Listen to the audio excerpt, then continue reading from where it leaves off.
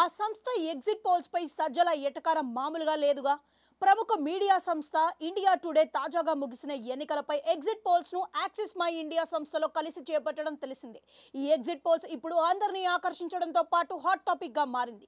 అయితే ఈ సంస్థ అంచనాలపై భిన్న అభిప్రాయాలు వ్యక్తమవుతున్నాయి.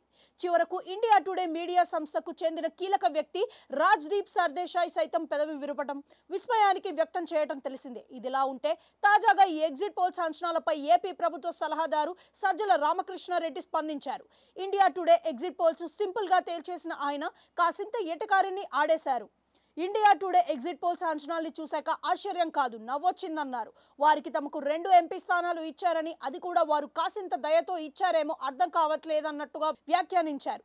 తాము మరీ ఎక్కువ సీట్లు తీసుకుంటే బాగోదన్నట్లుగా వారి అంచనాలు ఉన్నాయంటూ తనదైన ఎటకారాన్ని మాటల్లో రంగరించారు.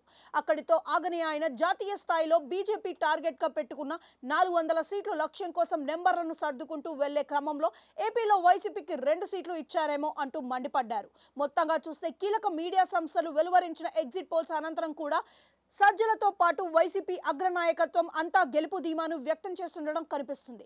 మరి తుది ఫలితాలు ఏ రీతిలో ఉంటాయో చూడాలి.